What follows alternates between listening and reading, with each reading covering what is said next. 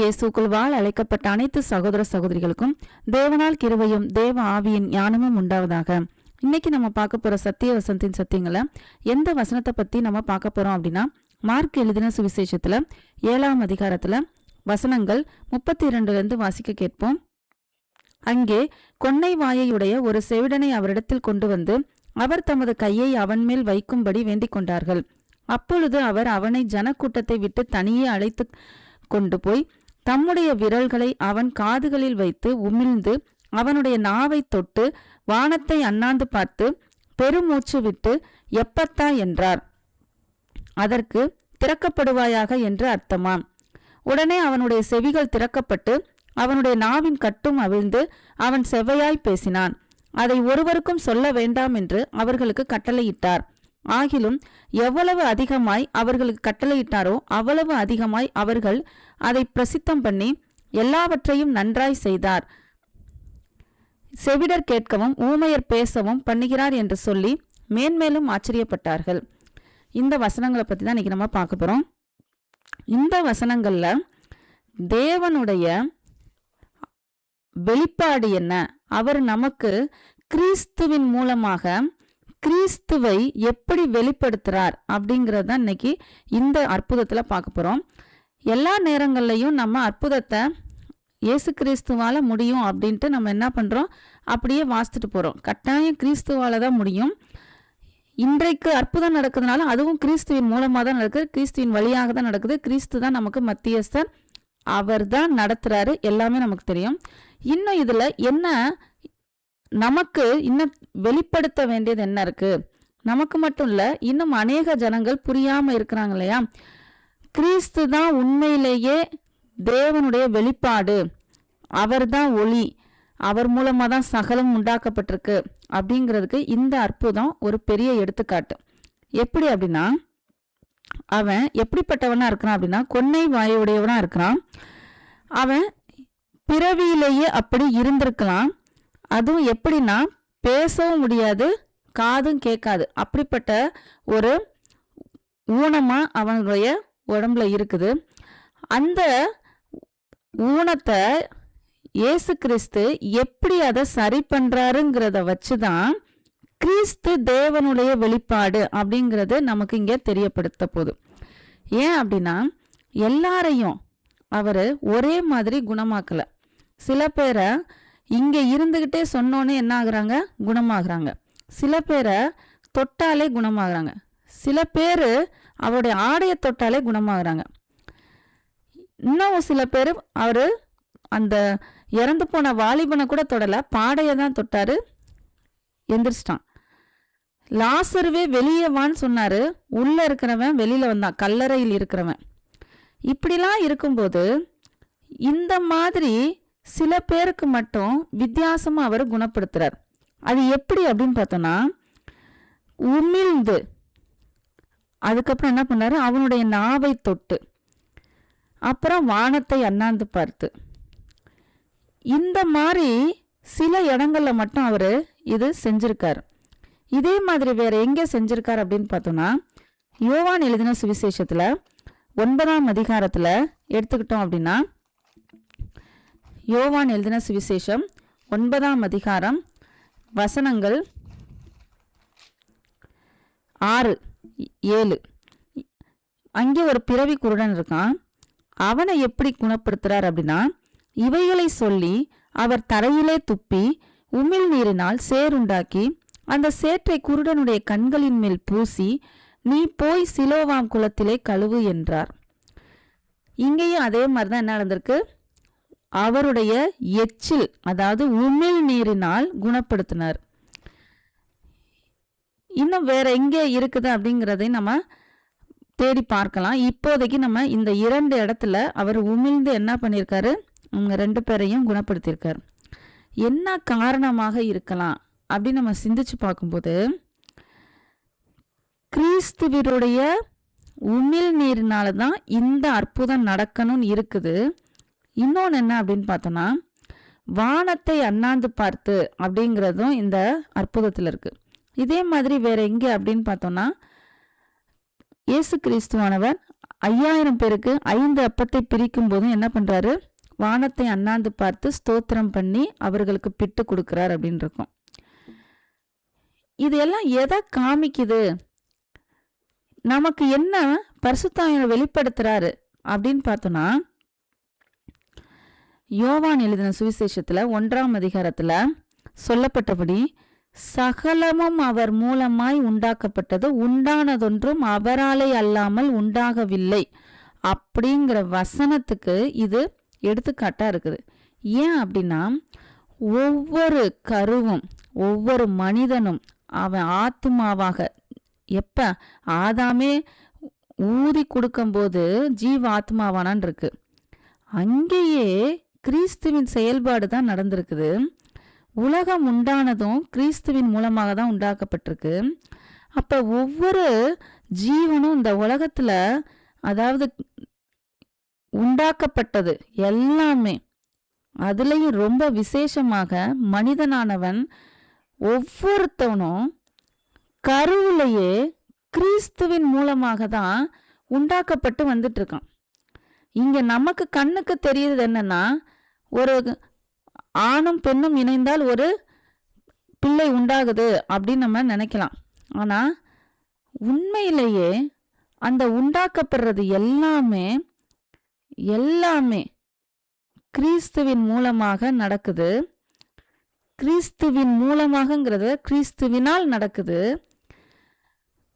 அந்த உண்டாக்கப்பட்ட ஒரு மனிதன் பிறவியிலேயே ஊனமா இருந்தான் அப்படின்னா அதை திரும்ப யாரு தான் சரி பண்ண முடியும்? கிறிஸ்து தான் சரி பண்ண முடியும். அதுவும் எப்படி? அவருடைய சரீரமோ அவருடைய ஆவியிலேயோ அவருடைய வல்லமையிலேயோ அவர்கிட்ட என்ன இருக்குதோ அதுதான் அங்க போய் என்ன ஆகும்? உண்டாகும். எல்லாமே அவர் மூலமா தான் உண்டாக்கப்படுது. மண்ணிலிருந்து ஆதாம் உண்டாக்கப்பட்டான். ஆனா அவன் உயிரோட்டமாக ஜீவ ஆத்மாவாக ஆகிறது அவருடைய ஆவியில தான், அவருடைய ஆவியினால தான் ஆகிறான். இந்த ஆவி வேற யாரும் கிடையாது, கிறிஸ்து தான் அப்படிங்கிறதுக்கு முக்கியமான எடுத்துக்காட்டுகள் தான் இந்த இரண்டும். இவர் வாயிலிருந்து உமிழ் நீரினால் எடுத்து என்ன பண்றாரு? அதை சரி பண்றாரு. இது மருந்து கிடையாது, வியாதியை குணப்படுத்துற மருந்து மாதிரி இங்க சொல்லப்படல. இங்க என்ன சொல்லப்படுதுன்னா, அவனுடைய உறுப்புகள் இவருடைய உமிழ் நீரினால் உண்டாக்கப்படுது. அப்ப இதுல இருந்து நமக்கு என்ன ஆண்டவராகிய இயேசு கிறிஸ்து என்ன வெளிப்படுத்துறார் அப்படின்னு பார்த்தோன்னா, அவர் மூலமாக தான் ஒவ்வொருவரும் உண்டாக்கப்படுறோம். ஒவ்வொருவரும் ஒவ்வொரு உறுப்புகளும் அவரை வெளிப்படுத்தும் விதமாக தான் இருக்குது. அப்படி வெளிப்படுத்தும் விதமாக இருக்கிறன்னா ஏன் கிறிஸ்துவை வெளிப்படுத்தாம இந்த உலகத்தை நம்ம காமிக்கிறோம் அப்படிங்கிறத நம்ம யோசிச்சு பார்க்கணும். அம்மா அப்பா ஜீன்ஸு பிள்ளைங்களுக்கு இருக்குது அப்படின்னா பிள்ளைங்க அம்மா அப்பாவை வெளிப்படுத்துங்க. அதுக்கப்புறம் அதுங்களோட பிள்ளைங்க தாத்தா பாட்டியையும் வெளிப்படுத்தலாம், இல்லை அம்மா அப்பா வெளிப்படுத்தலாம். யாராவது ஒரு பேரண்ட் ஜீனை என்ன பண்ணுவாங்க? வெளிப்படுத்திக்கிட்டே இருப்பாங்க. மாம்சமாக பிறக்கிறவங்க, அதாவது மாம்சத்தில் பிறக்கும் போதே மாம்ச ஜீனை வெளிப்படுத்தும் போது, நம்ம ஆவியில் கட்டாயம் பிறக்கும் போது கிறிஸ்துவோடைய ஜீனை நம்ம ஏன் வெளிப்படுத்த மாட்டேங்கிறோம்? ஆவியில் ஒருத்தன் கட்டாயம் பிறந்திருந்தான்னா கிறிஸ்துவோடைய ஜீனை என்ன பண்ணுவோம்? வெளிக்காட்டுவோம், கட்டாயம் வெளிக்காட்டுவோம். நம்ம பெயரளவில் கிறிஸ்தவர்களாக இல்லாமல் அவருடைய எண்ணம், சிந்தை, ஆவி எல்லாம் நமக்குள்ள வெளியில உள்ளிருந்து வெளியில மற்றவர்களுக்கு தெரியணும். இதுக்கு பெரிய எடுத்துக்காட்டாதான் இந்த அற்புதம் நடக்குது. கிறிஸ்துவின் மூலமாக அவனுடைய நாவும் செவிகளும் என்ன ஆகுது? குணமாகுது. குணமாகுதுன்னு சொல்றத விட உருவாகுது. அந்த பிறவி குருடனுக்கு கண்கள் உருவாகுது. இங்க குணமாக்கினார் அப்படின்னு சொல்றத விட உருவாக்கினார் தான் சொல்லணும். எப்படி ஆதியில உண்டாக்கப்பட்டானோ அதே மாதிரி இவனுடைய நாவும் செவியும் உண்டாக்கப்படுது. அங்கே பிறவிக்குறனுடைய கண்கள் உண்டாக்கப்படுது. உண்டாக்கப்பட்டது எதுவும் அவராலே அல்லாமல் உண்டாகவில்லை அப்படிங்கிற ஒரு வசனத்துக்கு சாட்சியாக இந்த 2 அற்புதங்களும் இருக்கின்றது. இத எந்த தலைமுறையும் எந்த மனிதனும் புரிந்து கொள்வதற்கு விதமாக தான் அவருடைய நாவின் எச்சில் மூலமாக உமிழ்நீரின் மூலமாக இந்த அற்புதத்தை நிகழ்த்துகிறார். அவருடைய ஒவ்வொரு அங்கமாக நம்ம இருக்கிறோம் அப்படிங்கிறதையும் இந்த அற்புதம் நமக்கு வெளிப்படுத்துது. அதாவது அங்கம்ங்கிறப்ப எப்படி எந்த அளவுக்கு அவர் சொல்றாரு அப்படின்னா, இப்ப நம்ம உடம்புல கை கால் இருக்கு. கைய தனியா விட்டுட்டு நம்மளுடைய சரீரம் எங்கேயும் போகாது. நம்ம எங்கே போனாலும் என்ன ஆகும், அந்த கைகளும் வரும் கால்களும் வரும், நம்ம கண்கள் எல்லாமே, இந்த உடல்ல உள்ள எல்லா உறுப்புகளும் இந்த மனிதன் எங்க போறானோ அங்க எல்லாமே சேர்ந்துதான் போகும். அதுதான் இங்க நமக்கு வெளிப்படுத்துறாரு.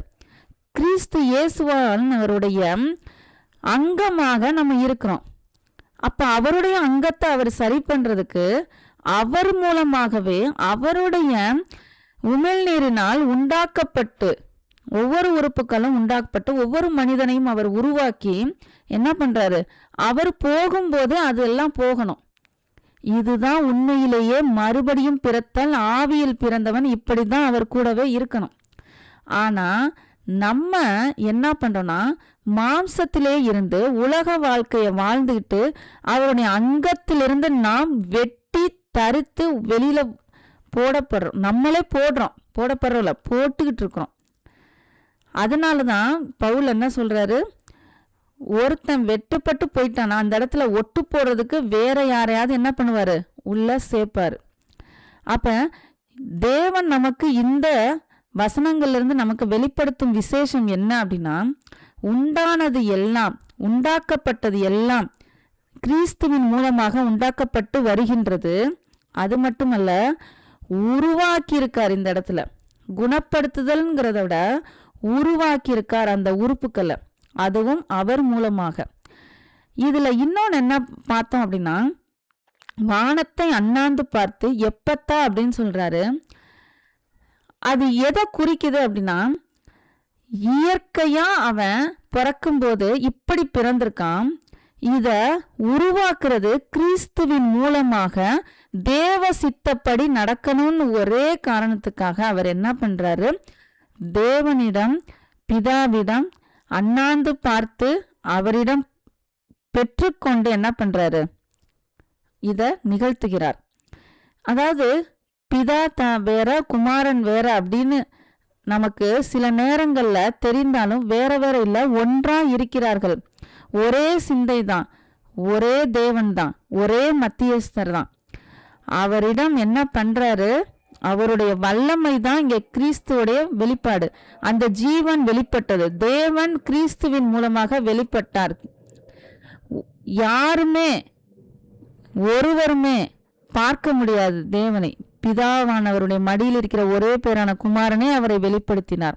அப்படி இருக்கையில ஒவ்வொன்னையும் அவர் என்ன பண்றாரு, அவருடைய சித்தப்படி எல்லாவற்றையும் நன்றாய் செய்கிறார், உருவாக்குகிறார். அந்த உருவாக்கும் போதும் அவருடைய ஐக்கியம் இல்லாமல் இவரால் செய்ய முடியாது. அந்த ஐக்கியத்தோட தான் அவர் என்ன பண்றாரு, செய்கிறார். அதுதான் இங்க நம்ம பார்க்கறது.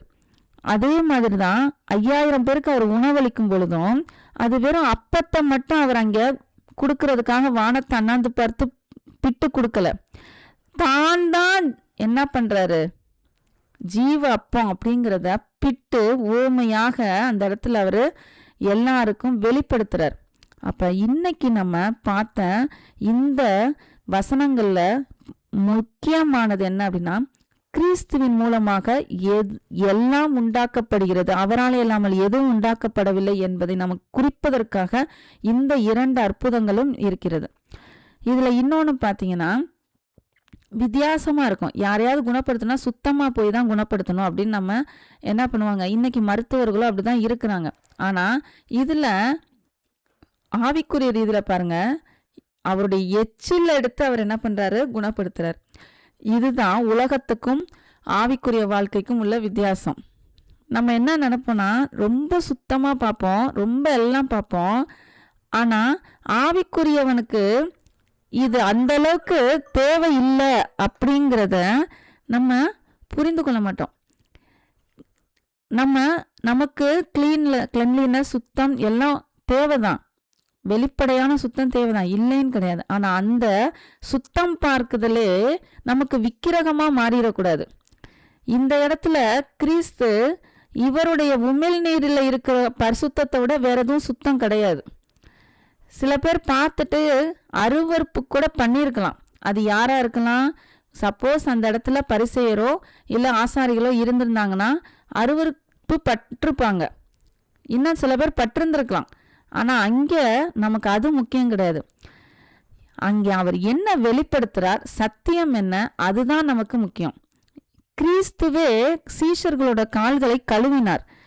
அப்போ அங்கே அவர் என்ன ரொம்ப சுத்தத்தை பார்த்து சோப் போட்டு ஹேண்ட் சானிடைசர் போட்டா பண்ணாரு? இல்லையே. அவர் பாவங்களை கழுவுகிறார். அசுத்தத்தை, ஆவிக்குரிய ரீதியில எல்லா அசுத்தங்களையும் அவருடைய ரத்தம் தான் என்ன ஆகுது, கழுவுது. அதே மாதிரி இங்க உமிழ்நீரினால் அவர் குணமாக்குறார்னா இங்க சுத்தத்தை நம்ம பார்க்க முடியாது. அதாவது நோய் கிருமி அப்படின்னு சொல்ற மாதிரி அந்த சுத்தத்தை நம்ம இங்க எடுத்துட்டு வரக்கூடாது. இங்க என்ன நடக்குன்னா பரிசுத்தமே நடக்குது. அவருடைய உமிழ்நீரில் பரிசுத்தம் இருக்குது. அந்த உமிழ்நீரினால் அவனுடைய உறுப்புகள் உருவாகுது. இதுல இருந்து தான் நம்ம என்ன இந்த விஷயத்தையும் தெரிஞ்சுக்கணும். ரொம்ப ஒருத்தவங்க அசுத்தமா இருக்காங்கன்னுட்டு அவங்கள ஒதுக்கக்கூடாது. ஏன்னா அவங்க மனசு பரிசுத்தமா கூட இருக்கலாம். ஒவ்வொருத்தவங்களுக்கும் ஒவ்வொரு விதமான இடறல்களோ இல்லை பலவீனங்களோ இருக்கும். வெளியில உள்ள பலவீனங்களை வைத்துக்கொண்டோ இல்லை அருவருப்பை வைத்துக்கொண்டோ யாரையும் ஒதுக்காம அவருடைய எண்ணம் எப்படி இருக்கின்றது, அவருடைய உள்ளம் எப்படி இருக்கின்றது என்பதை வைத்து தான் நம்ம அவர்களை என்ன பண்ணணும், சேர்த்து கொள்ள வேண்டும். யார் கூட சேரக்கூடாதுன்னு போட்டிருப்பாரு. பொருளாசைக்காரர்களையும் விபச்சாரக்காரர்களையும் விட்டு ஓட சொல்றாரு. ஆனா அப்படிப்பட்டவர்களோட இன்று உலகத்துல உள்ளவங்க சேர்ந்துக்குவாங்க. ஆனா நோயோ கிருமியோ இந்த உள்ளவங்க பலவீனங்கள் உள்ளவங்களை ஒதுக்குவாங்க. ஆனா அப்படி கிடையாது. உண்மை என்ன, ரியாலிட்டி என்ன, ட்ரூத் என்ன, சத்தியம் என்ன அப்படின்னு நம்ம பார்க்கும் பொழுது இந்த வெளிப்படையான அருவருப்புகளுக்கு நம்ம இடம் கொடுக்காம உள்ளம் சார்ந்த விஷயங்களுக்கு நம்ம முக்கியத்துவம் கொடுத்து எது உண்மை, எது நித்தியம், எதற்காக நம்மை கொண்டு வந்திருக்கார், யாருக்காக நம்மை கொண்டு வந்திருக்கார், என்ன ஊழியத்திற்காக நம்மை அழைத்திருக்கிறார் என்பதை புரிஞ்சுக்கிட்டு அவருடைய சத்தியத்தை நம்ம கடமையாக எண்ணி அன்பாக, ஆசையாக, ஆர்வமாக அவருடைய சத்தியத்தை மற்றவர்களுக்கு பகிர்ந்து கொடுக்கும் பொழுது எல்லாமே என்ன இருக்குது, சுத்தமாக தான் இருக்கும். அதனால்தான் பேதுருக்கிட்டே சொல்றாரு, தேவன் சுத்தமாக்கினவைகளை நீ தீட்டாக எண்ணாதே. யாரையும் கீழே மேலே அப்படின்ட்டு யாரையும் பிரித்து பார்க்காமல் எல்லாரையும் ஒரே மாதிரி பார்த்து அவர் எப்படி எந்த பாரபட்சம் இல்லாமல் நல்லோர் மேலும் தீயோர் மேலும் எல்லாத்தையும் ஒரே மாதிரி பண்றாரோ அதே மாதிரி நாமும் யார்கிட்டையும் எந்த அசுத்தமும் பார்க்காம எப்படி தேவன் வெளிப்படுத்துறாரோ, எப்படி தேவன் நடத்துறாரோ அப்படிப்பட்ட காரியங்களை நம்ம தெள்ள தெளிவாக பரிசுத்தாவின் துணையோடு நாம செய்ய வேண்டும். இதுதான் இந்த அற்புதத்திலிருந்து நம்ம கற்றுக்கொண்ட 2 விஷயங்களா இருக்குது. அதனால இந்த சத்தியத்தை நம்ம இந்த அற்புதத்துல வெறும் அற்புதமாக எடுக்காம இதற்குள்ளேயும் கிறிஸ்துவின் வெளிப்பாடு, கிறிஸ்துவே எல்லாவற்றையும் உண்டாக்கினார், அவர் மூலமாக தான் உண்டாக்கப்பட்டது அப்படிங்கிறத வெளிப்படுத்துவதற்காக இது அமைந்திருக்கிறது. நம்ம அடுத்த சத்தியத்துல இன்னொரு சத்தியத்தை நம்ம பார்ப்போம்.